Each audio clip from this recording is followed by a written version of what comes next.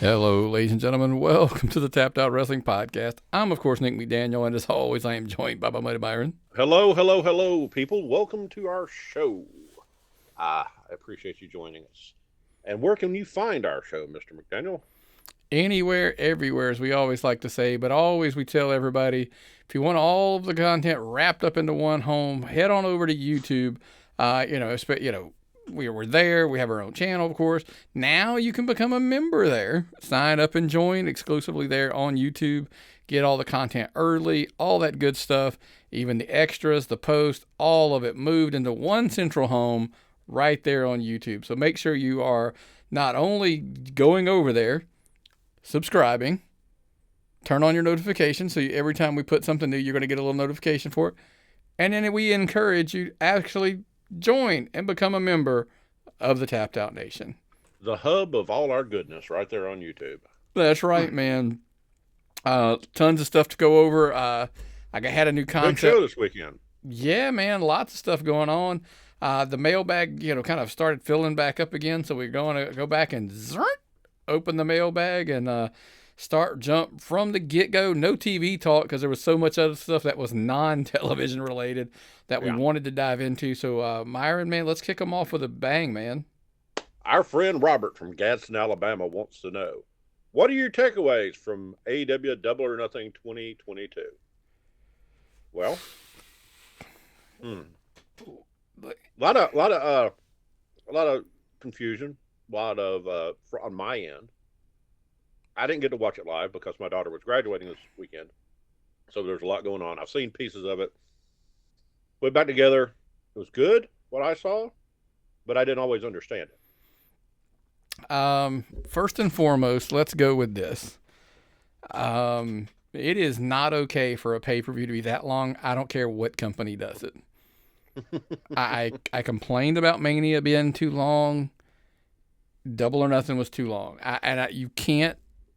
And I get it. Look, everybody has their own taste and whatever. I can't do that many hours straight of a pay-per-view. It is just brutal. Maybe it's just because we're grown-ups and we have too much stuff going on. Like I'm old. I got too much shit going on. I can't invest. Asleep. I can't invest 6 hours in a pay-per-view. Like it's just nuts. It's bananas. So there was knock number one. Like you said, now I will give you this. Lots of good stuff on that show.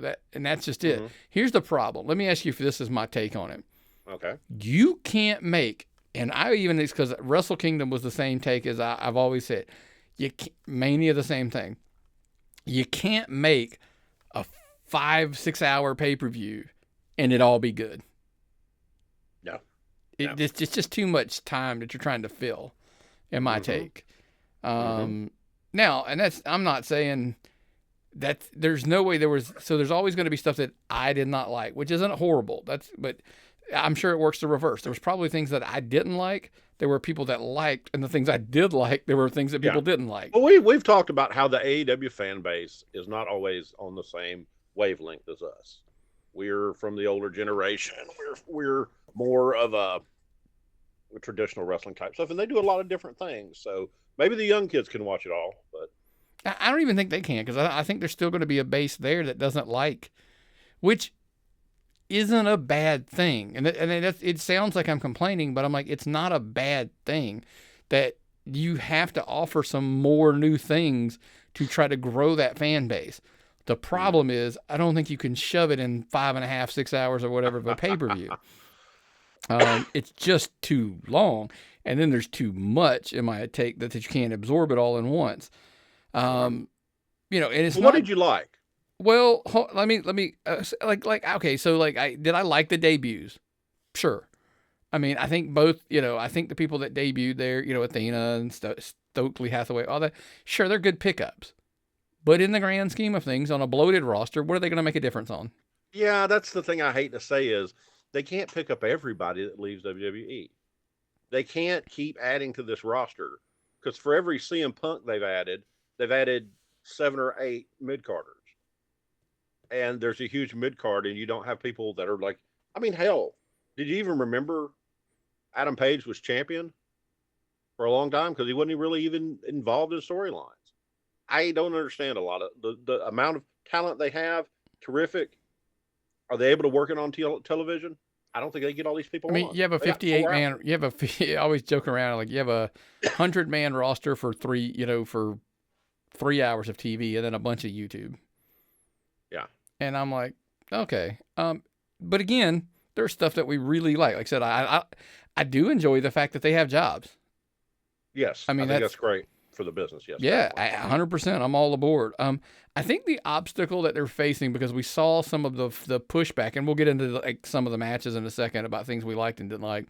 But I also wanted to address the fact that, friend of the show RJ, shout out to RJ. He posted he put a tweet up, and it was essentially like asking, was everybody, were a lot of people wearing out on AEW like he was? And my take was, I don't think people are wearing out, quote unquote, on AEW. Mhm. I think the take is more the shine on the new toys wearing off. And Yes. by the way, this isn't a knock, and I have to start there because I mean, everybody's, oh, you're shitting. No, this actually isn't a knock. This happens in our world in general. You get something new. Oh my God, it's new and shiny. It's your favorite new toy. Yeah. After a while, Myron, I'll put it in your take. It's a brand new video game you just got. Oh yeah. You play the shit out of it because it's the greatest thing in the world. If it's a game where they give you downloadable content, eventually they have to start putting good downloadable content to keep you playing. But they can't make it too long between the downloadable content, or I'll lose interest and never buy the next thing. So you got to keep these people hooked. You got to get the hook in and keep them hooked. Was the 4-hour pay-per-view what was needed to keep them hooked? I don't know the answer to that question. Well, I'm just saying in the generalities of, I just think now the work's going to now the real work starts. Like when the shine wears off the toy, I think this is where I think they can, by the way, and I think they have every tool on the planet to make this happen. But I think that the real work now has to kick in, because now you're starting to hear the boos.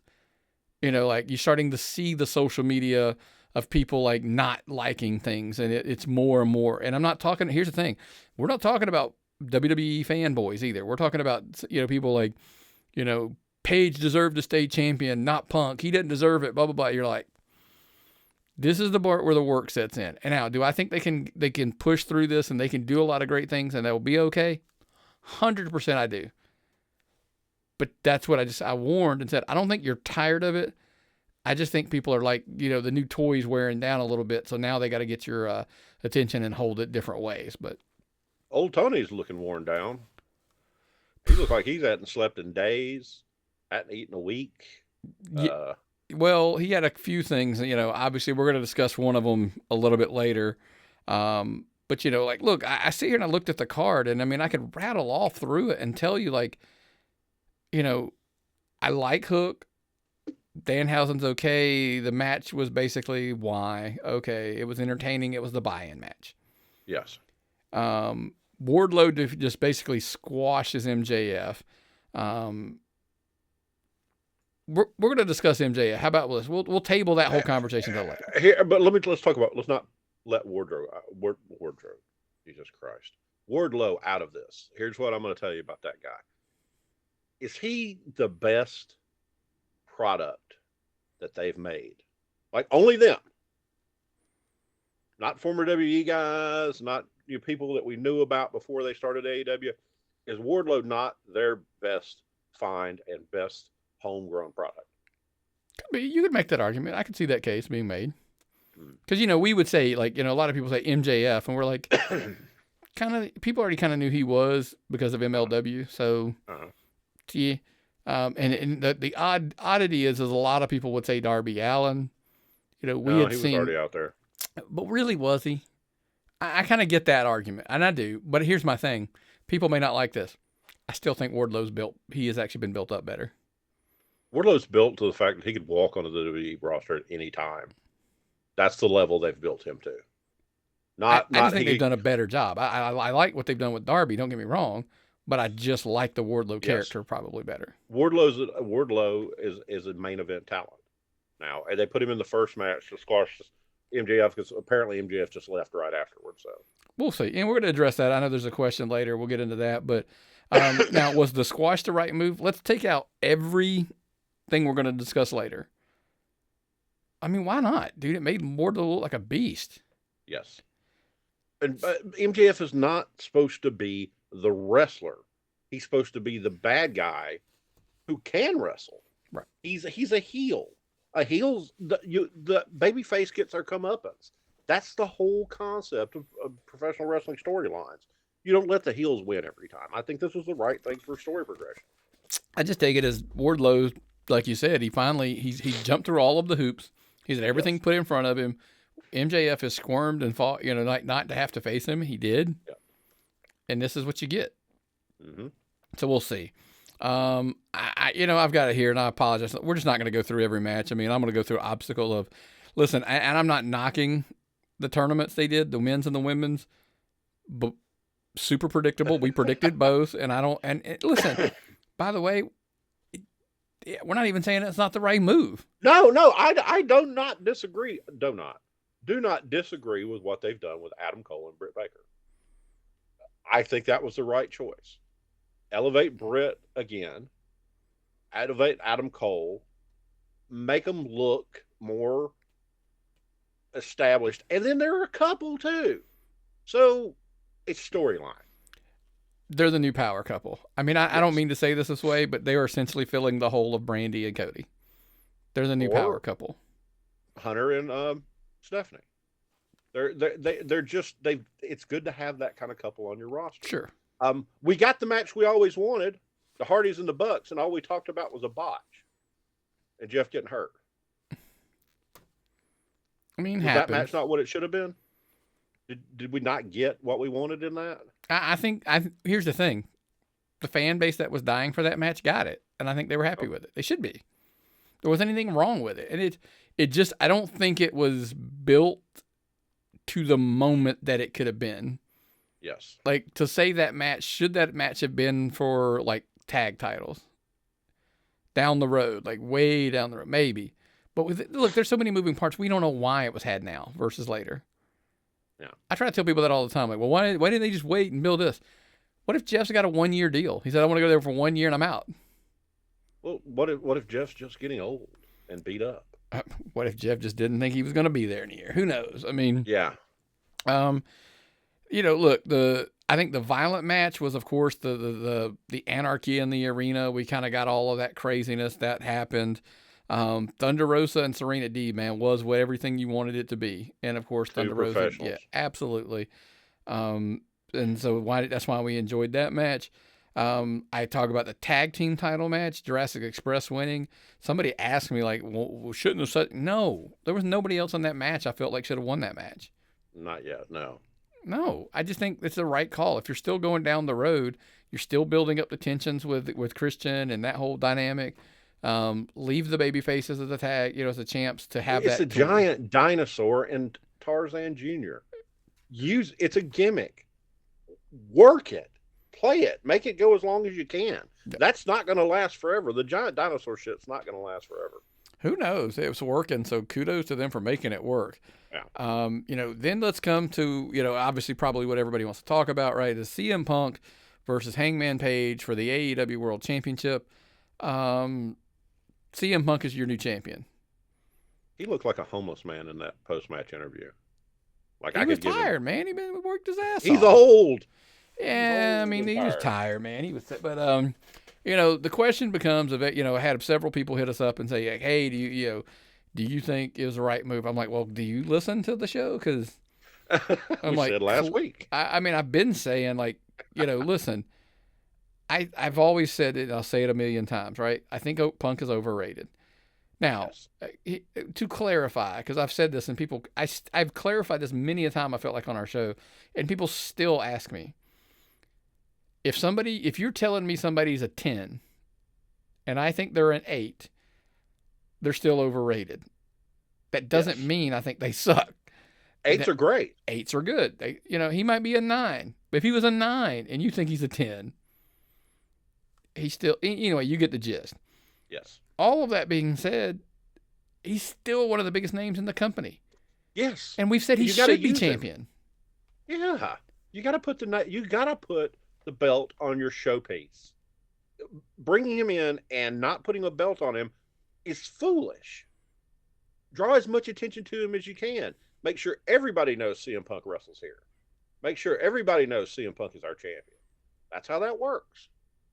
What you're wanting is for somebody who's a CM Punk fan from WWF Yes. to watch because CM Punk's your champion. Yes. And while they're watching, they go, holy crap, who is this Darby Allin kid?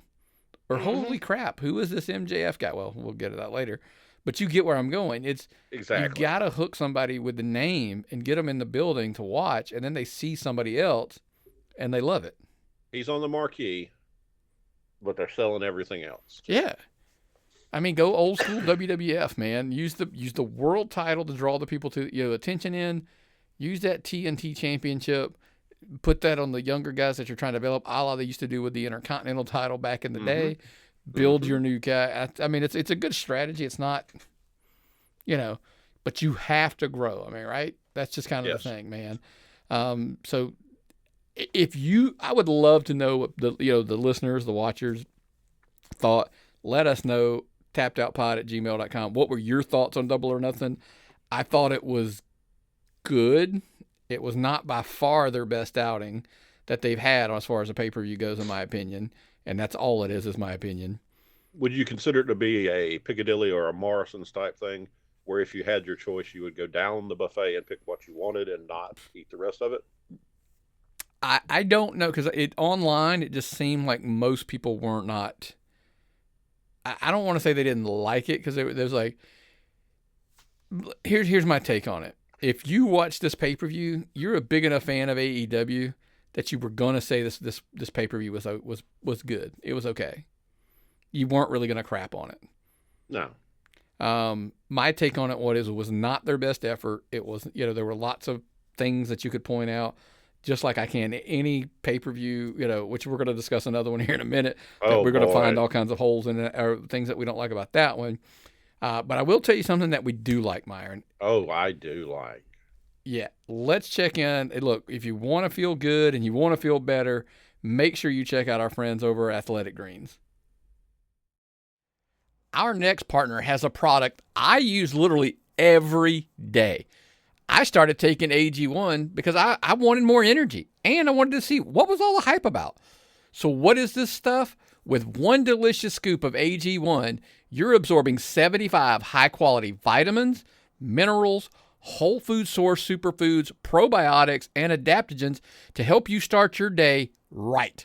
This special blend of ingredients supports your gut health, your nervous system, your immune system, your energy, recovery, focus, even aging. I personally use it because when I started this keto fasting diet I'm on, I was worried about the energy I was going to have. Not now. It supports better sleep quality, recovery, mental clarity, even alertness. By the way, it's cheaper than getting all the different supplements that's in this thing. Athletic Greens has over 7,000 five-star reviews and even recommended by professional athletes. Right now, it's time to reclaim your health and arm your immune system with convenient and daily nutrition. It's one scoop in a cup of water every day. That's it. No need for a million different pills and supplements that you're looking to look out for your health. So to make it easy for you, Athletic Greens is going to give you a free 1-year supply of immune-supporting vitamin D and 5 free travel packs with your first purchase. All you got to do is visit their website at athleticgreens.com/emerging. Again, that is athleticgreens.com/emerging to take ownership over your health and pick up the ultimate daily nutritional insurance. That's right, man. Yes. But speaking of, let's keep it rolling, man, and let's see who we got up next, man. Brady from Vine Hill, California wants to know, are you guys looking forward to WWE Hell in a Cell 2022? Well, sort of. I'm looking forward to a couple things on there. The rest of it, they're going to have to sell me on. Well, the problem is they've already had to sell you on it because we discussed about this. There's not a damn SmackDown match on this thing. How did that happen? That is a very good question. I would really love to know, and it's simple because they just. I admire the fact that they didn't push and go like. I admire that they didn't try to force something for Ronda when they didn't have anything. When all of the stuff went down with Sasha and Naomi, I think they just said screw it.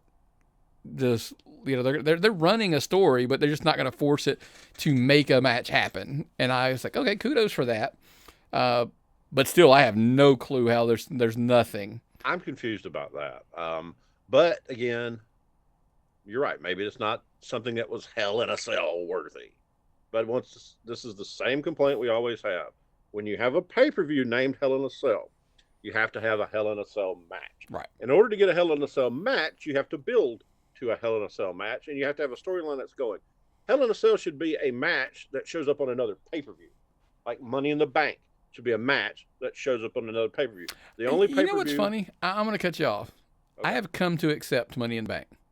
Because to me, the way they spin it now is because Money in the Bank is essentially a version of the Rumble. Okay. I love the Rumble. That's the only name, the only pay-per-view name for a match that I 100% agree with. But if they can make it work, it is. But Hell in a Cell is for a blow-off.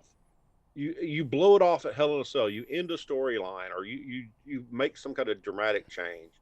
And they've only got one match. One cell match. That I'm okay with. That doesn't bother me. I've always said I'm okay with that. But we joked about it that, the match that's going... Okay, so we've established, who has to main event, right? At this point, the way they've built this entire show, it's got to be Cody and Seth, right? Yes, it's your Hell in a Cell. It should be your main event. I could see them making the argument putting the women in there, but I'm like, no, they've made this all, even with Seth taking his shots at Cody, which I thought was gold, by the way, on Raw. Yes. I thought that was really good. But just the way they've tried to build it so, they tried to make it personal now, and I'm using WWE standards here when I say the personal, and, so to say they're going to main event, there's really wasn't much of an option. But now to go with Asuka, Becky, and Bianca, you could make that argument, and I'd probably let it, roll. I just think that because I actually do like that once they got past that fallout from, having to change on the fly, I feel like I think it's because I like all three of the talents that are in this match. Yeah.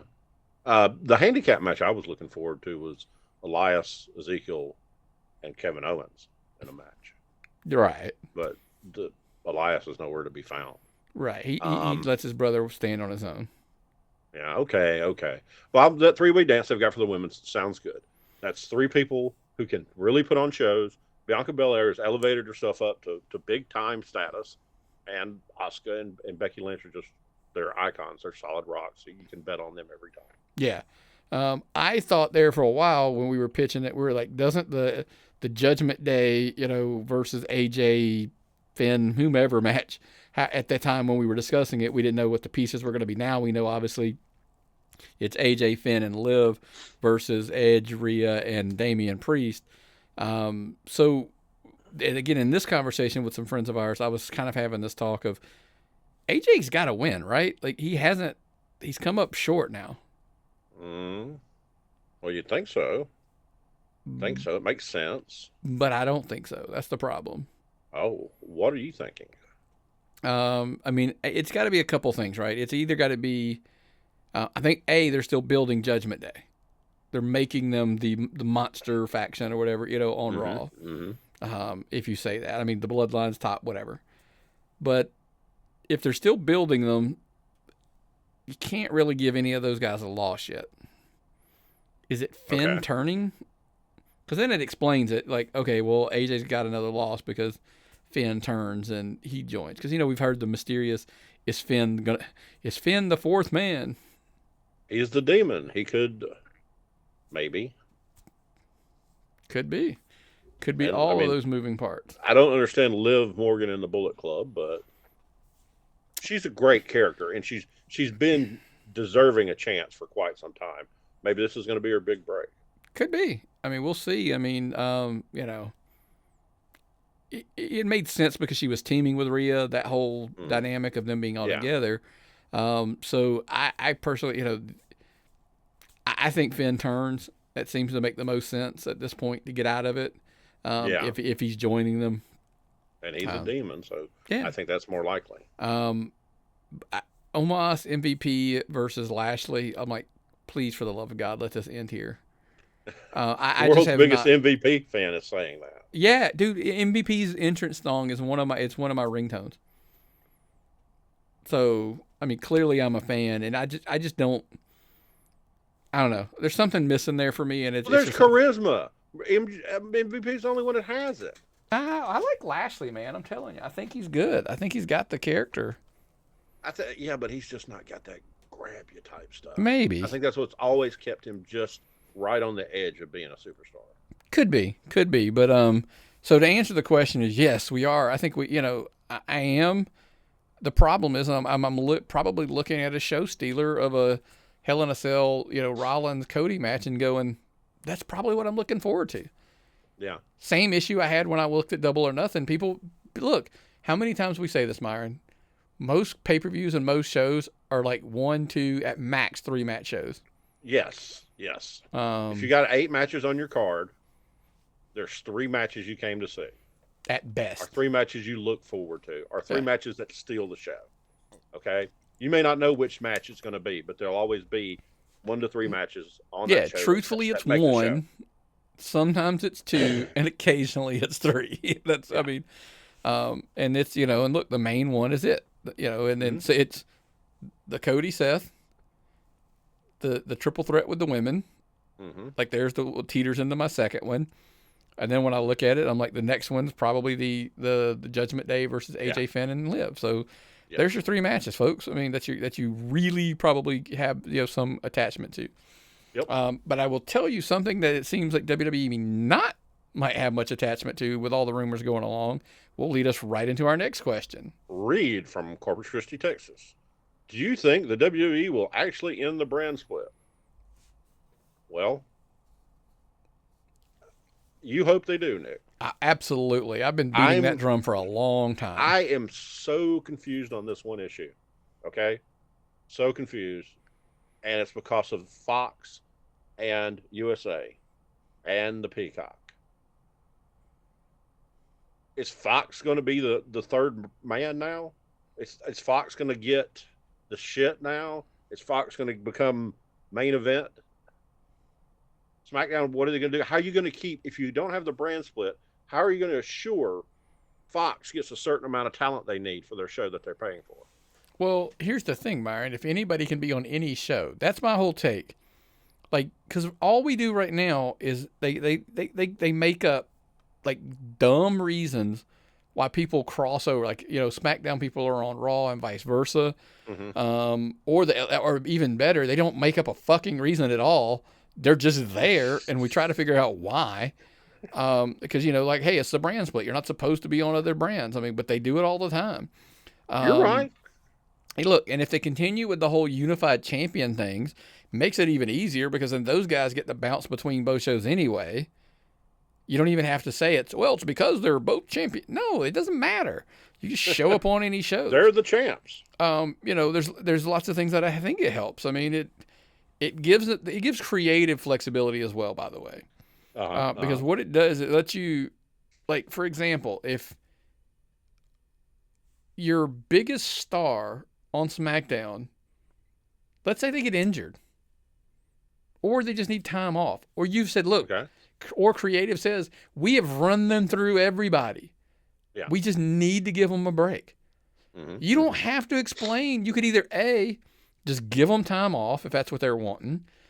B, if they're hurt, that just leaves a gaping hole. 3, if it's just creative, just shoot them over to Raw and start running them through the next set of people over there. But if a guy's hurt, you can move somebody from Raw. You just slide them back over because they're always there. They have the option to be there. I think that's it. It's not that they have to put them there. It's just the option is there.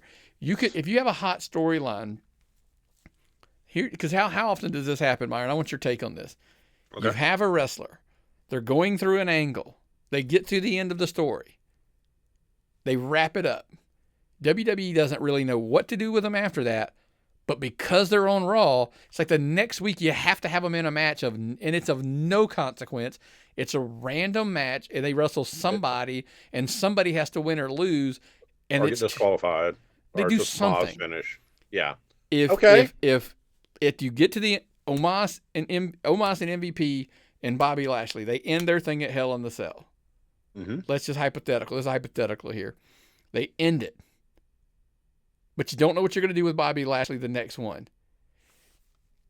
Just don't have him on, but they're trying to fill 3 hours of TV, so they're like, oh shit, put Bobby Lashley in a match with blah blah blah, and throw insert wrestlers in there with him. Mm-hmm. No, if you don't have any, just let him sit out. Continue a story that you had on SmackDown. Just follow up with it on Monday to fill that hole. I'm also thinking of the tape SmackDowns from the old days. Your old days, yeah.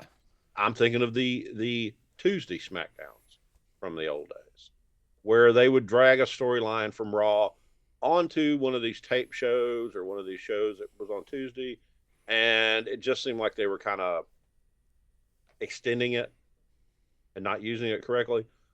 If they've got to put on a great show for Fox too, I could see where a storyline would go across. There would be times where you would have your champion or whatever your B storyline was develop on both shows and make it better. Like right now, if SmackDown was not split off, they could be hyping Hell in a Cell over on Fox. They on still national television. They're still going to plug it. That's the thing. They're still going to plug Hell in a Cell. So that's kind of what I'm saying. Is like, if you wouldn't have to force your go home for a pay-per-view of like all your Raw stuff, as you built through the cycle, the 5 matches, 6 matches, whatever at Hell in a Cell, you would still follow through. You would have SmackDown as well to work with. And it just, okay. I'm saying, like, my whole take is when you don't have something for everybody, you don't have to fill 3 hours. You just continue the stories and when you have somebody, you can reintroduce them anywhere to anybody. They can, you have all the chess pieces you can move against each other versus saying, Kevin Owens has worked with everybody on Raw. Now what do we do with him? Put him with Ezekiel. I'm enjoying it, but that's kind of like, this is what we got for you. Go with it. Or they could have just went, hey, why don't we get him involved in the Sami Zayn shit over here? Or why don't we get him involved with this over here? That's all I'm saying. I think it just gives you some flexibility. I could be totally wrong, but I don't think so. But that's just Makes sense. But if it was a gamble, what would you do? Well, exactly, because I'm a gambling man, so I always, in the afternoons, what do I do, Myron? Pull up the app, man. It's time for Prize Picks. Yep. You still working on this? It's 2 minutes to kickoff. Who do I pick? 2 words, Prize Picks. It's so easy. Prize Picks is daily fantasy sports made easy. It's just you against the numbers. Simply pick the over-under on 2 or more players, and that's it. You can win up to 10 times your money in just one day. Join over 150,000 people who found a better way to play. Download the Prize Picks app today and get your first deposit match up to $100.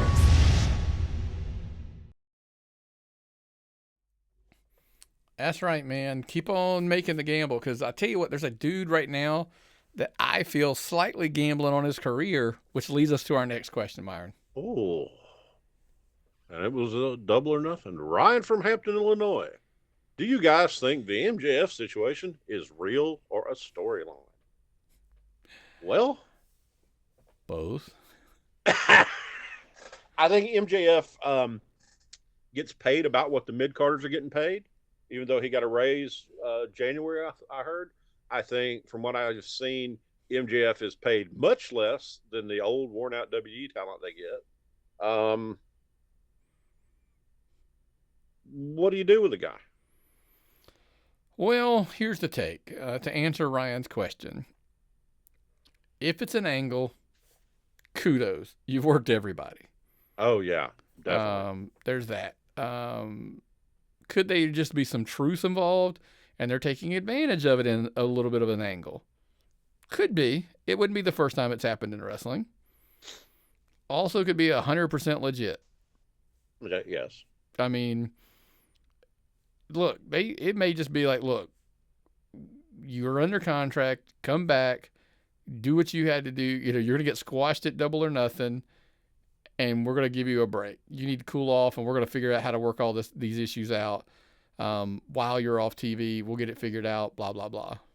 Fair enough. They're supposed to be having a meeting with Tony Khan, a sit-down meeting, and they're going to figure it out.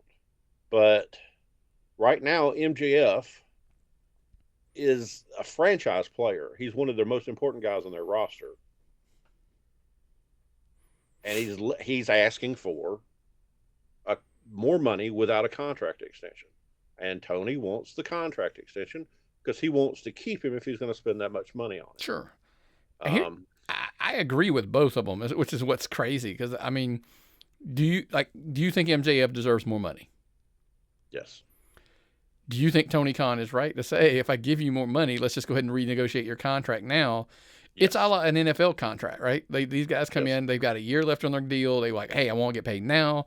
And the NFL team says, you're okay, fine. You want a new deal? Fine. But we're going to sign you for 4 more years or 3 more years or 5 more years, whatever it is. Does MJF have an agent? I don't know. Or a lawyer? Because I think this would actually be one of those times where pro wrestling has gotten into, I mean, the money's going to be big. Why not treat it like a professional sports contract? And people chuckle when I say, I mean, I know a lot of them do. A lot of them have them. I'd be stunned if he didn't have anybody.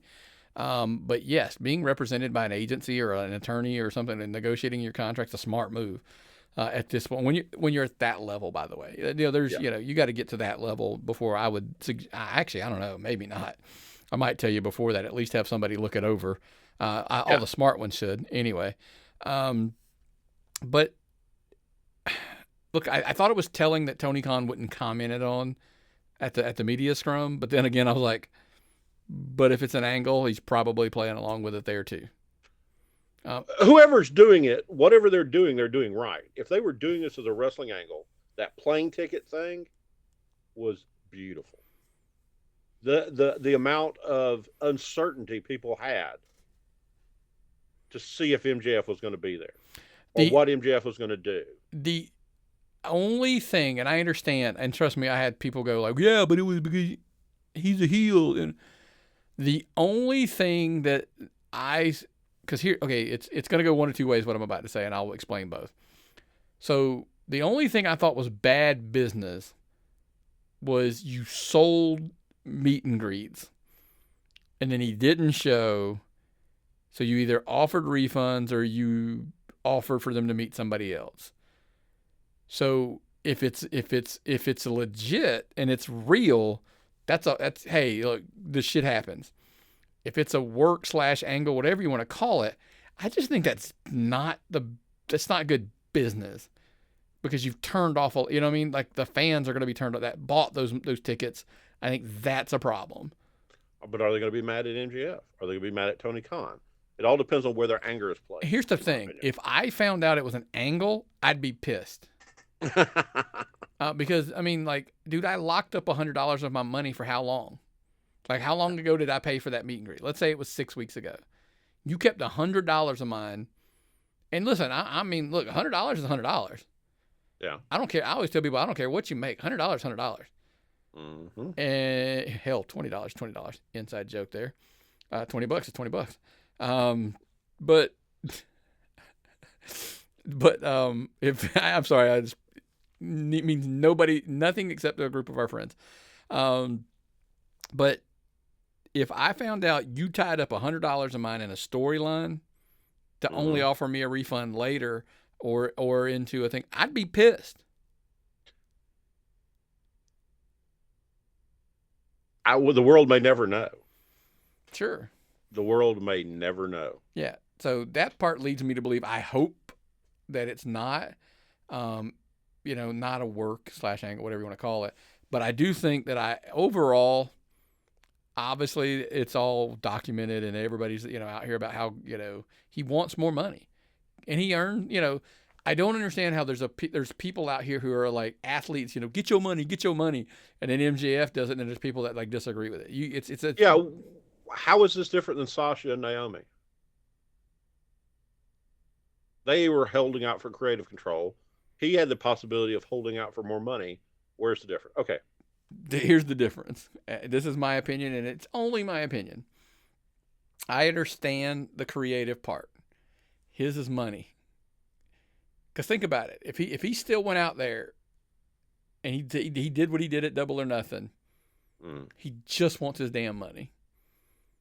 That's a business decision in the sense of I'm worth more money and you know it. How many times have we walked into our jobs or professions or whatever and be like, I'm worth more money, pay me. Now I know we don't have contracts, etc., but we can relate to that. I struggle with the relation of like I can't relate to like walking into a job and go, I don't like the direction of the company where we're going or whatever. We need to fix that, or I want to change my role. Or blah, blah. Okay, I get it. We're in our industries are not the creative control type industries. They're not a creative industries. But so I get it. But my daughter's going to be a music major, and she got awards for visual art. So that's somebody that's not going to see it the same way I see it. Sure. So. The problem is it's a very gray area, in my opinion, because you can take both sides. My take is like I'm just more concerned in the long term. If it becomes difficult, there come a day when other wrestlers now, if you were outside of this bubble, like inside, you're an AEW wrestler and you're sitting there and you're doing two things right now are glaring to me. You glance over on the other channel and you see Cody Rhodes being portrayed as the star of Raw, and he's main eventing a Hell in a Cell pay-per-view. You turn back around and you look, and arguably the hottest heel that in your company wants more money, and there's friction for whatever reason. That's the problem. I don't know why. I don't know how we got here. And if he's being made the example of about money, is it time for are there people going, I'm not going to quit and I'm not going to walk out and I'm not going to be, do the wrong thing. But when my contract comes up, if WWE throws enough money at me, maybe this isn't exactly what I thought it was going to be. Well, you're not going to find people satisfied at either place all the time. Nope. Not everybody's ever going to be satisfied with every job. So who knows? Yeah, I mean, who does know? But I tell you, sometimes things don't go the way they're supposed to. Oh, yeah. Which leads to our next question. Our dear friend Thomas from Pineville, North Carolina, sent in a question. His question was, do you think there were too many botches in the matches at AEW Double or Nothing? Well, I saw a couple things. But, maybe some people tried some stuff they shouldn't have tried. I'll argue that. Okay. Is there such thing? Maybe. Can matches be, but like, and I'm assuming, by the way, Thomas, obviously with the picture that I used there was in the Punk when he went for the buckshot lariat and he messed it up. Darby had that spot where he dove to the floor. That looked rough. I'm assuming that kind of stuff is what you're talking about. I know Jeff Hardy looked like he got banged up and whatever. My take is sometimes I think we get caught up in, like, do you remember the Will Ospreay Ricochet match a while back? Wasn't it? Was it them? It was Will Ospreay. Well, tell me more about it. I can't remember. It was in Japan or something. Ospreay had a match with somebody, and I'm drawing a blank. I'm just old, guys.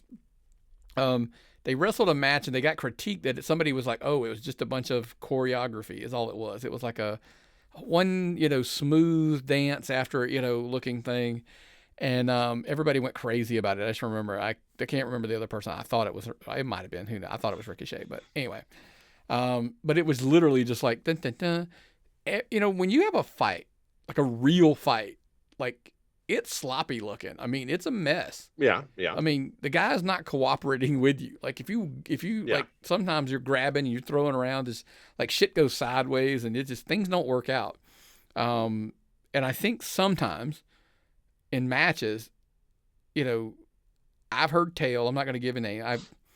I've heard tale of wrestlers tell me like, "Oh, we didn't botch that. We intentionally did that." Like I had somebody tell me before a match, they were like, hey, there's going to be the spot in there just so you don't like shit all over us. Like we're going to go, it's going to, and it's like, because they want it to look real. Like sometimes shit just doesn't work. Yeah. Yeah. And I think, and here's the thing. I don't think Punk was gassed in the sense of, I don't think he was blown up. Was he tired? Sure. But for him to go for that buckshot and it not work out just made it look like it was like maybe he was too tired to pull it off. By the way, it's not his move. He doesn't do it every night he wrestles. So shit happens. Yeah. Okay. That seems fair to me. You're talking to a guy who basically said Punk's overrated earlier in the show. And now I'm defending him saying like, guys, I mean, it's okay. Like mistakes happen. Well, yeah, it's we're watching human beings performing. And occasionally there's going to be things that aren't perfect. And that's understandable. Yeah. I mean, just in general, man, it's like. Do they call it botches in MMA? Oh, if a move doesn't go through? No. Okay. Yeah, I mean, so lots of stuff. I mean, but botches happen. People love them. I think that's just a fascination for them. You can see them over on YouTube, as well as you can find us on YouTube on the Tapped Out Wrestling Podcast channel over on YouTube. Like I said, we told you earlier, man, make sure you're going there, subscribe to the channel, turn on your notifications, join the channel, become a member, man. Get all of the videos early and stuff. I drop them pretty much as soon as we're done recording them. I try to upload them, get them there, and get everything set. So that way they drop at their regular times. I've been contemplating changing the time. I'll get in that one when we come out of this. But also, if I do change the times, if you're subscribing, make sure you're doing it on a podcast. Apple Podcast, iHeartMedia, Spotify, Amazon Music, all of the podcast platforms. You can subscribe there if you're an audio listener. We appreciate you guys just as much as the guys who watch the video. So make sure you're subscribing just somewhere. And if you feel so inclined, give us a 5-star rating review. We would greatly appreciate it. But what I was just talking about, I've contemplated moving the show later in the morning instead of 6 a.m. I've thought about moving it to 7, 8, 9 a.m. maybe on YouTube. Who knows? Or maybe start dropping it at midnight. I can't explain the details as to why, but 6 a.m. You've been thinking a lot lately. Yeah, I've been shuffling things, moving things around. But yeah, so lots of that kind of stuff. We'd love to hear from you. Let us know, tappedoutpod@gmail.com. But hey, we greatly appreciate anybody who's been with us, especially since day one. Those people know who they are and they know what that means. So we absolutely appreciate that. You got anything else before we get out of here on the big scene? The other day, somebody asked where they could find us. And I said, you should really ask where can't you find us? Because I don't know if I have time to list it all. Yeah. You could trip over us on the internet anytime. Put in the word tapped. We're out there. Yeah. Podcast, video, you name it, you find us. It's not hard. Well, man, that's all I've got. You sure you got nothing else, man? I am tapped out. Well, what's the old saying, brother? If I've got nothing, you've got nothing. What time is it? It's time to tap out.